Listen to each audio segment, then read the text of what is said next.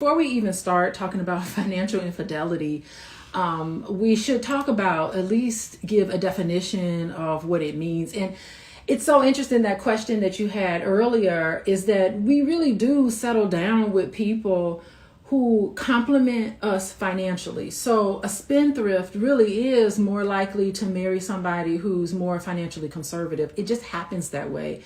And when it happens that way, financial issues are the most frequent source of conflict. And financial conflict, sometimes, when I talk to a lot of couples about having this financial conflict, I say, okay, great. This is wonderful. This is a perfect opportunity for us to sit down and establish rules. You had this sort of conflict when it came to finances because the two of you weren't able to have these discussions up front.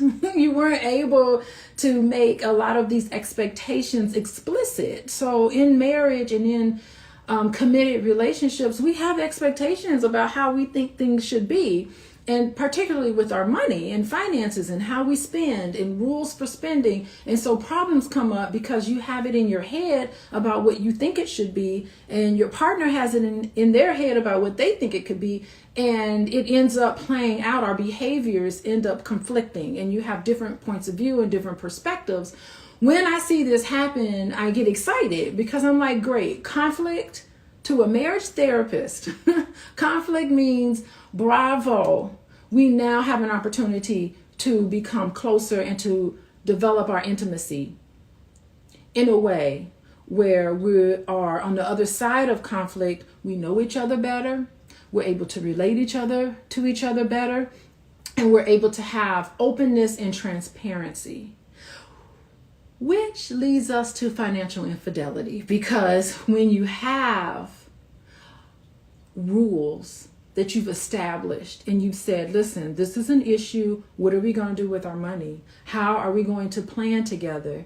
And you come up with a plan and you expect your partner to follow through with what they said they were going to do. And then on the other end of that, you're learning that your partner did not come through for you like you thought she would. So that leads to all different types of infidelity. By the way, there's three main types of infidelity. There's financial infidelity, there's emotional infidelity, and of course there's sexual infidelity, right? And a lot of them, the three of them kind of go together, right? Financial infidelity is just one piece of the emotional and sexual infidelity for some cases, not for all, but for some people, right?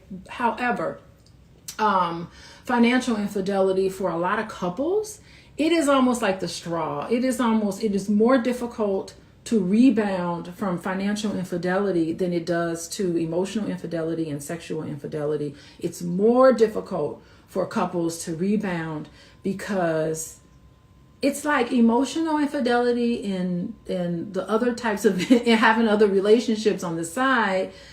That is indicative of the relationship. But when you talk about finances and you're being deceitful and secretive and all of that, when it comes to finances, that affects the entire household. So we're having an extramarital affair really deals with the marriage itself. Financial infidelity deals with the entire household and how the household operates. So if you can kind of understand that, financial infidelity is really more difficult to bounce back from. So what's the definition? So the I like this definition from the National Endowment for Financial Education. They define financial infidelity as a general admission to committing financial deception against a committed partner.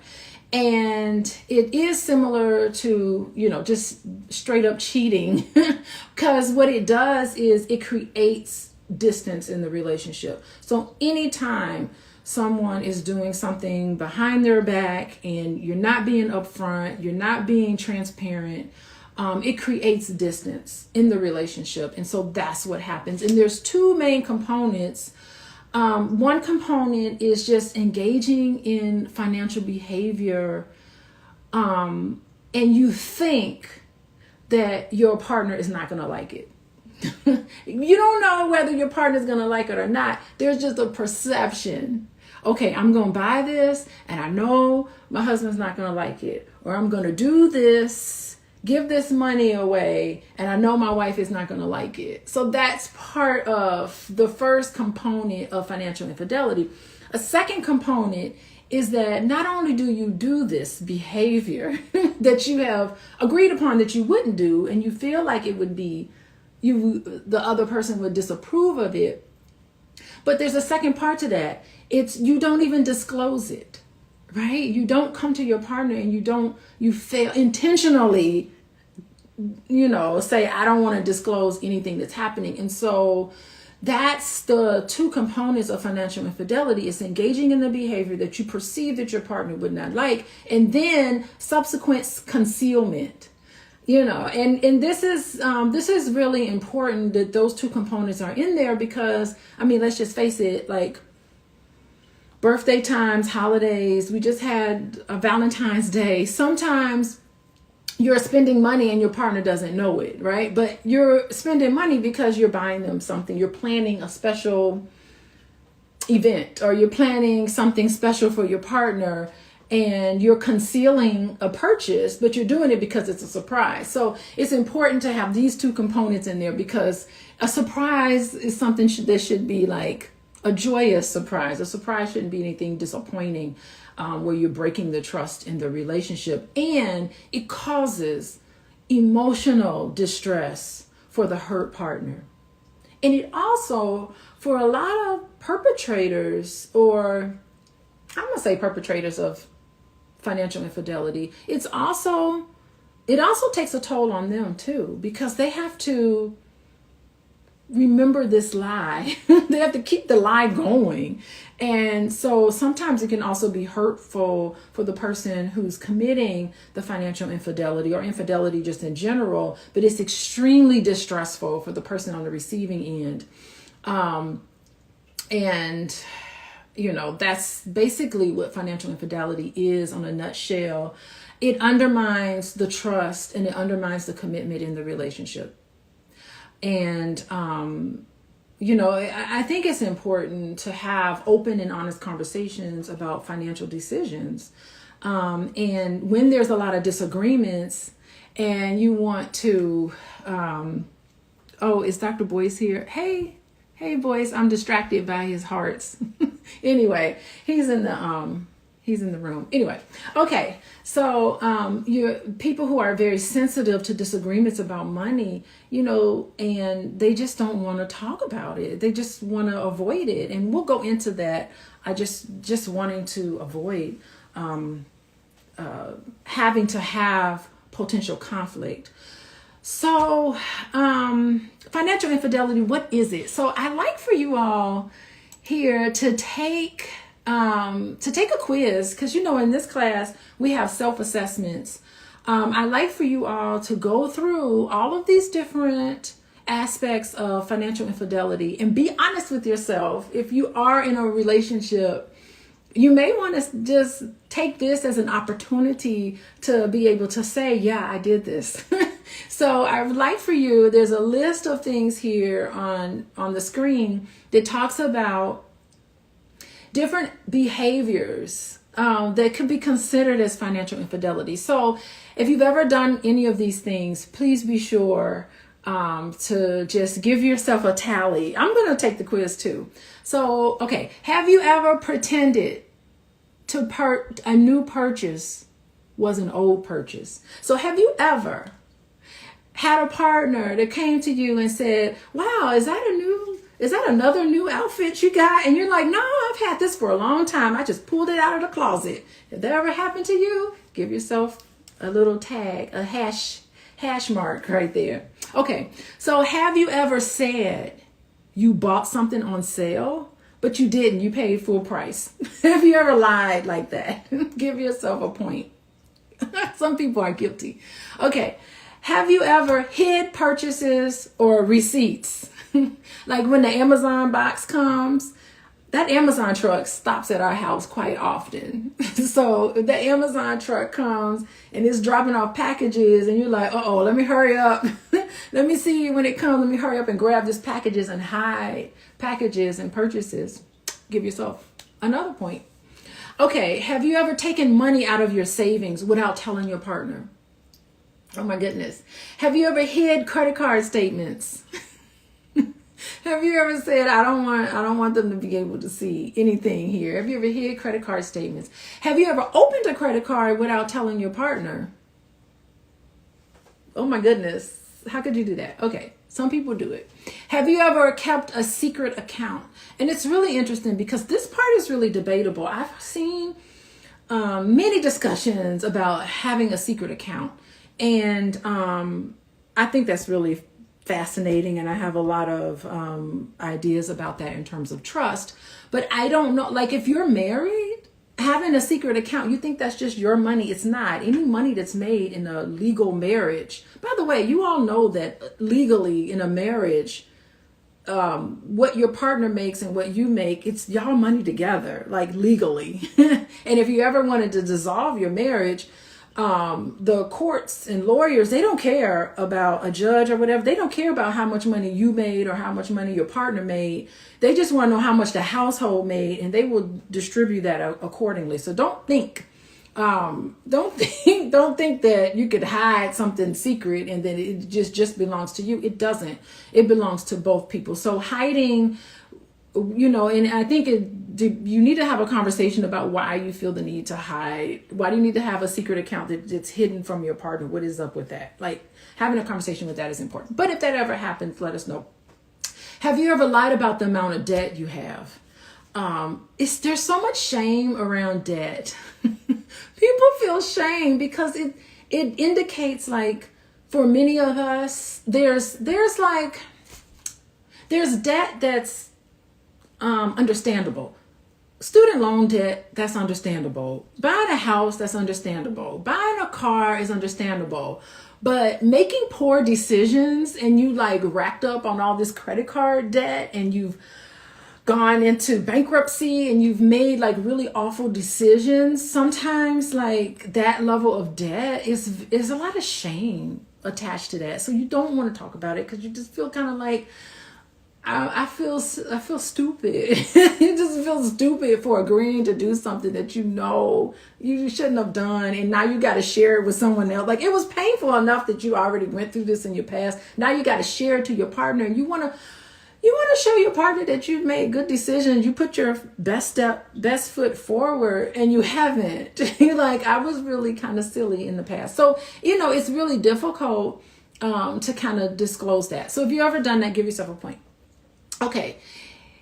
Oh, keeping a raise or bonus secret. So you get a raise at your job and you don't even want to tell your partner about it. Like, that's a wonderful thing. That says you're being recognized for some awful things, for some wonderful things in your life. You're being recognized because a raise is usually tied to, for many of us, is tied to performance. For many of us, getting a raise and getting a bonus is tied to something that should be celebrated. I got this raise. I mean, how so some people keep that from their partner because they want to spend that money on something else. And I think that's that really speaks to a lot of other issues in the relationship. And I don't know, like getting a raise, it's not like you did the work on your own. In a household, there's interdependency in households. And that's, you depend on me, I depend on you, is interdependent. And so when one person is succeeding, it's because the whole household is working together to make sure that person succeeds. So that should be something that should be celebrated. And for some people, you kind of have some thinking about keeping your raise or bonus a secret. Okay, the next one is spending money on other people without telling. So you can spend money on the kids, you can spend money in a whole bunch of different ways, but you hide that. If you've ever done that, give yourself a point. Gambling addictions. Oh my goodness. Gambling addictions without telling your partner. Spending money, going to the horse. I had an uncle that went to the horse race all the time, but he wasn't married, thank goodness. But he would spend a lot of money betting on horses and or just gambling in general. At the casino, you're gambling. You didn't tell. So that's the thing. Like, it's okay to gamble, but you're not even telling anybody. Okay, spending money on porn or strip clubs without telling. That's a behavior to kind of talk about what's going on there. That you're spending money on porn. There's so much free porn. I don't know. Not that I know there's free porn, but my understanding is that there's so much free porn out there. I don't know. I guess some people just feel like they just have to do it in a secret way. Spend money in that way. And then the last one, and I know there's other examples, but the last one is, have you ever filed for bankruptcy without letting your partner know? I don't know how that's even possible, that you can just be so overwhelmed with debt that you just file for bankruptcy and you don't let your partner know.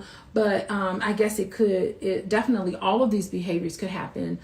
Even taxes, like, think about people who pay their taxes. They don't tell their partner about their tax debt. They don't pay, especially if, because if you file married, but file separate, like, I don't scrutinize my husband's taxes. I just have to just trust and know that he's taking care of his taxes. He knows I'm taking care of my taxes, although it could affect us, it could affect your household in many different ways.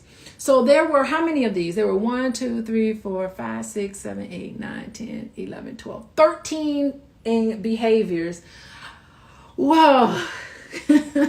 Add them up. And I think, the more you have, the closer you are to 13, you really need to have some conversations. If you've ever done this in the past. And by the way, I just want to say, different relationships have different dynamics. You could be thinking about a bunch of different relationships where you've done some of these behaviors, but there are some relationships where you feel like, oh, I haven't done any of these behaviors. So I am Prissy said just 3 out of 13. Was it with the same partner? Because I really do think that maybe you keep a secret account with this relationship. All right. So, there's different reasons. You're different in every relationship, but this is just an assessment just to see, if you've engaged with any of these things. And I'd like for you, even if you have answered yes to any of these things, in the moment when you were engaged in these behaviors, like, what were you thinking and how were you feeling? What were you telling yourself during these times? So a package came from Amazon and you were racing to the door to get it before your spouse saw it. Like, what was going through your mind? What kind of conversations do you think you were avoiding by hiding, a purchase, or hiding things on your credit card, or having to lie to cover up debt, having to keep a secret account? What was the thinking about? And what conversations should you have had with your partner that you did not have because of that? Like, I think any of these behaviors on any different level, and it's up to you guys to really, digest it and think about it. Any of these behaviors immediately creates distance between you and your partner. Anytime you need to hide, anytime you need to lie, anytime you need to participate in things, gamble, anytime you need to do any of these things and you don't feel comfortable sharing that with the person who is your next of kin, I think that is indicative of a serious problem in your relationship. And you should think about why. Why am I not able to have these conversations? And what am I afraid of in these conversations? Have I just felt like I have tried to have these conversations in the past and it was painful, and I was afraid that the person wouldn't like me anymore, wouldn't accept me anymore, wouldn't love me anymore. A lot of these behaviors come out of fear, I think, and it doesn't come from a place that it should come from. Everything you do in your relationship should come from love. And I think, let the chips fall where they may. You know what? I did this. And maybe I have a problem. We live one life. So I don't know if you want to live your life managing relationships in this way where it's just not conducive to real closeness. So that's just something to think about. Like, the hiding a credit card statement, what that does to you, and how that strips away your connection, because on some level your partner knows. How about that? On some level, when you lie, when you hide, when you cover up, the people you do business with, the people that you are in a relationship with, the people that you interact with, on some level, they know, because you're putting it out there. You think you're hiding, you think you're getting away with something, but you're really not.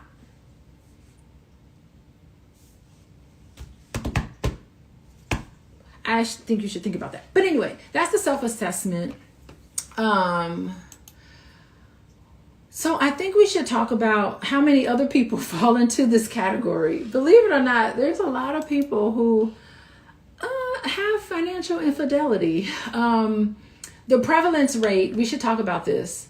It's hard to, because it's financial infidelity, it's very difficult to give a rate. But different people have different sort of categories. There was one study I read that said 13% of relationships, there's some encounter of financial infidelity. I don't think it's that low. But another study I read today said 22%.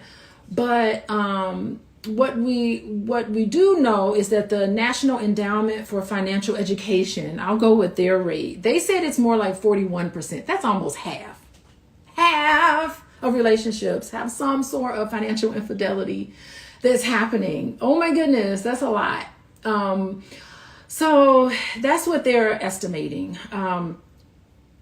It's also intergenerational or generational, because I read another article that said millennials, y'all millennials out there, 50% of millennials have indicated some level of financial infidelity. 41% of Generation Xers, that's me, I'm Generation X, has financial infidelity. 33% of baby boomers report committing financial infidelity. So, that's something to keep in mind. I guess baby boomers, it was probably just way more difficult for baby boomers to do it back then. But definitely more, it's so much easier to hide things nowadays than it is, because of social media and everything is digital. It's so much easier just to cheat in general. It's just easy to do. Anyway, but the National Endowment for Financial Education, they did another study, and they reported that 76% of the people who committed financial infidelity said that it significantly harmed their relationship. Like their partner found out about it and it was of significant harm. 10% of divorces in their study 10% of the people who committed financial infidelity said that it eventually led to a divorce. And 35% who committed financial infidelity said that their finances, they felt their finances should remain private, and that it's off limits for their spouse to even know what's going on with them financially. Like 35% of the people who committed financial infidelity said they did so because it ain't none of their business. It's not my wife's, not my husband's business what I'm doing with my money, and my money should be private, and my money should be off limits. It's my money. I made the money, and I should be able to spend it on whomever and whatever I want. So that sort of attitude is there. And I don't know how that can, unless their partner is on board with that. I'm not sure how that's going to play out in relationships. I do think that if you do have that belief, you need to have explicit conversations with your partner about that. Definitely, what some other studies talked about is that it is the couples ranked financial issues. This is a third frequent source of conflict in their marriage. And it's frequently the reason for divorce. It's like there's a lot of conversation about who's more likely to commit financial infidelity and who's not. They were saying that people who commit financial infidelity just aren't happy in their relationship. They have low self-esteem. And I'm not certain if low self-esteem happened before financial infidelity, or if low self-esteem happened because they were financially cheating. They were cheating financially if it came as a result of or as a cause of financial infidelity. And financial infidelity was also related to people who were just like, I'm not committed to this relationship. And that makes sense, right? Because I see that with a lot of my couples. A lot of the couples that I work with, they don't want to talk about finances because they don't even know if they want to be with this person anymore. So they do tend to hide money. Like if you think the relationship is over, you're more likely to kind of like hide money. They're like, you know what? I need to plan an exit plan in this relationship. So I got to take my money and I got to put it somewhere else. So I think it is related to commitment. So you're not really that committed. You're not happy in the marriage and you're not feeling good about yourself. Those are the people who are more prone to committing financial infidelity. They don't like you. They don't want to be with you and they don't feel good about this relationship. Makes sense, right? Another aspect with financial infidelity is that it's no gender indicator. So men aren't more prone to committing financial infidelity than women. I thought maybe financial infidelity. I'm like, definitely a man's thing. No, it is not a man's thing. Men and women, they have an equal likelihood of committing financial infidelity. It has nothing to do with anything, but it does have to do with the length of the relationship. And I thought that was really interesting that like the longer you're with somebody, the less likely you are to commit financial infidelity. And I think also in a lot of these studies, the longer you're with somebody, the more likely you are to forgive someone who has committed financial infidelity if they're still interested in continuing the relationship and want to rededicate themselves to each other. So the length of the relationship, believe it or not, popped up as something really, really significant.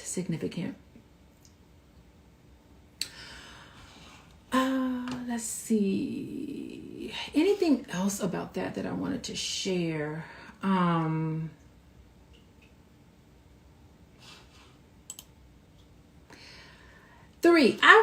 So I've read a bunch of articles today about financial infidelity. I knew a lot about financial infidelity before reading articles, but I was real curious about like synthesizing everything and making sure I understood what was going on. So there were 3 strongest indicators. So we did talk about who's more prone to financial infidelity. But there are 3 that consistently came out in the research. I'm putting this together. That consistently came out in the research. A lot of this is based on my clinical experience and what I've seen in my personal life, what I've seen, the dynamics in relationships. There were 3 strongest indicators of financial infidelity, and it makes sense that it would be these 3. So the first one is relationship satisfaction, which makes sense, right? You're not satisfied, which has an impact on the commitment levels, and you're just ready to make your exit plan and you got to hide your money away. That makes sense, right? But the second one was conscientiousness. And I think it's really interesting. Maybe I should do a lecture on the different types of personality styles. There's a bunch of different personality styles, and you can take one of those assessments. I think there's one online that you can take about assessments. But of all the different personality styles, conscientiousness, your level of conscientiousness came up in a lot of the studies that I read as a strong link to financial infidelity. And I don't know I can go into it a little later, but conscientiousness is basically part of your personality. There's certain people, their personality is they like to be organized. They're conscious. They like to be conscientious about everything that they do. They like to be very organized in their surroundings. They are very dependable people. So people who are conscientious, don't be late to a meeting with them or they'll get really mad at you. People who are very conscientious also tend to expect people to follow through what they say they were going to do, right? So this makes sense. So people who scored really high on this personality scale for conscientiousness, they weren't committing financial infidelity. They were like, no, I'm not keeping any of my financial decisions secret. I am dependable and I am reliable. Dependable, reliable people have scored really high on this conscientiousness aspect of a personality. So if you want to know who to get into a relationship with, say, ooh, why don't you take this test and see how they score on conscientiousness, and then you can kind of evaluate, ooh, this is a red flag, you're low on conscientiousness, you're gonna cheat on me one day. And this consistently comes up as an indicator. Anyway, so and it's really interesting because people who are very conscientious, they just tend to have healthy relationships. Like they're not taking BS from anybody. Like, I'm conscientious, I'm dependable, I'm organized, I'm gonna be there when you tell me to be there. I'm gonna be there, and I'm gonna say what I mean, and I'm gonna mean what I say. People like that have healthy relationships and are very satisfied with themselves and satisfied with life, because if you ain't with them on conscientiousness, they're done with you, right? So they tend to weed out. They don't like people who are inconsistent and people who don't follow through what they say. And that makes sense, because it should translate into how they're going to be in a relationship with you, and whether they're going to be open and honest with you, or they're going to be straightforward with you and transparent. So that makes sense. I do want to talk about avoidant attachment. So believe it or not, this is something that came up. By the way, if you're in the Dr. Boyce Prime program, there's 2 weeks that we talked about attachment styles and finances. Go and look at those videos, because I go into all the different attachment styles. I'm not going to cover it today, but one attachment style that completely sticks out in terms of financial infidelity for many of us are people who are avoidant in their attachment. And sometimes they just they tend to respond in a way to say you're making a big deal out of nothing. Sometimes they make important decisions in their life, but they just don't want to make it with their partner. So part of it is that their financial approach to the world is very analytical and logical, but they're avoidant, so they don't tend to share likely. So these are people who just like, you know what, I prefer working alone on things. And I don't want to be bogged down with a whole bunch of details, but I want to work alone. And a lot of times they just don't share information with you. And then you find out things on the back end and you're like, I can't understand why. Why would you not share this information with me about purchases? And sometimes they just like, I didn't even think to share it with you. I felt like it was none of your business, so they can be a little dismissive in their conversation with you. So people who are, have this avoidant sort of orientation can tend to be like that. And they're just like that in every aspect. But I just wanted to highlight that about avoidant. So my last slide here that I'm going to talk about, and is some recommendations. And after I talk about recommendations, then I'll open it up to questions. Anybody has questions?